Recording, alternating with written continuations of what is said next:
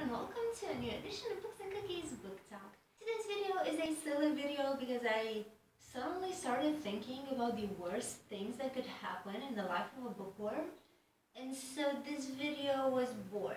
Number 1. Reading slums. Reading slums are the Voldemort of readers. Do not utter their name for fear that they might show up. It's like they have a taboo on them. The second that you mention that you haven't had a reading slump in a while, boom, it happens. And it's so sad.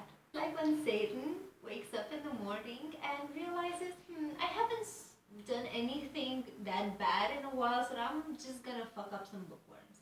And then you have the reading slump. So awful because most of the times, for a lot of people, there's no clear-cut solution out of them. They can last for freaking ages. I'm gonna stop talking about a reading slump for fear that I might actually go into one. Number 2, spoilers. Spoilers. I hate spoilers with a passion. I have blacklisted everything because fall season is when books come out. Usually it's the next books in a series that I'm currently loving and enjoying. I am so scared that I might get spoiled because it's just the worst. Especially when you're talking about a series that you've been with from the beginning, and sometimes you can get your hands on the new release right at the second that it's out, and the worst thing in the world is for someone to spoil your book. Revenge spoiling your enemies, on the other hand, that's awesome. I should do that more often. Number 3, ordering books online and having them take ages to get to you, or even worse, having them get lost. I live in a country where shipping from the outside takes weeks. Literally, it takes weeks or even months. And it's just the worst thing in the world. You want it to be like you'd go into a bookstore. Just go there, you pick the book, and you go home and you read the book. It's not like that. It's not like that. You order the book online and then you pray to the book gods that something doesn't happen, or that miracles happen and it actually gets to you like the next day. It never happens. You cultivate a lot of patience that way. But as you know, bookworms are usually not very patient creatures.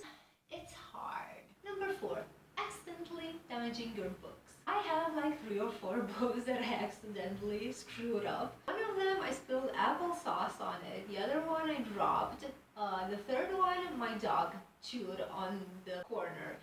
And it's just so heartbreaking. It's okay in the end. They're still books, you can still read them, they're fine. It's like you have a story to tell about them. But when it happens, it's just the worst. Like, you're my baby and I damaged it. What is this cruel world that I live in? It just hurts so much when I see it damaged. I do not want that to happen, and I just hate it. Number 5, not liking a book by your favorite author. They're your favorite author for a reason. You cultivate such a good relationship. You love their books. The authors try to kill you with feelings.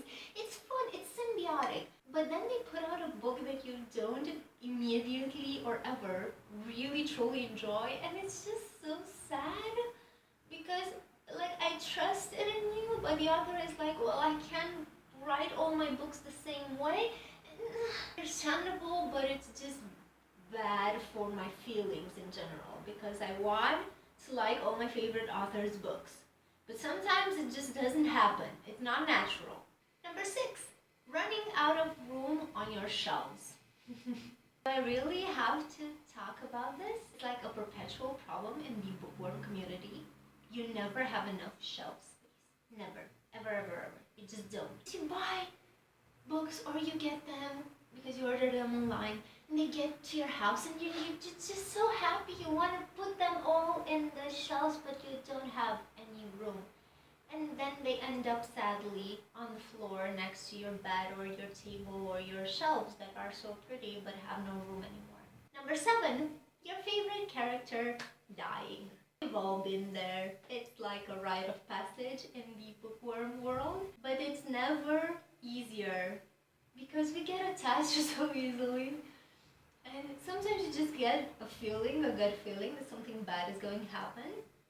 Sometimes it doesn't, but sometimes it does. And that's just so sad and so bad, and I hate it. So many characters are no longer among us. I feel faint. And last but not least, number 8, finishing a book or a book series that no one else has read, or it feels like no one else has read it. You have no one to talk about your feelings and your emotions, and you have so many of them. You want to shout into the world and have someone to fangirl with and just start crying, together, because it's more fun that way. But there's no one there. Just shout into the void, and no one answers. Sometimes you want the abyss to stare back at you, you do. Because then you could have such pleasant conversation about book characters. These were the things that I considered worse to happen in the life of Bookworm. If you guys have anything else, please leave them down in the comments below. And thank you so much for watching this, and I will see you guys next time with a new video. Remember, books for the soul, cookies for the tummy.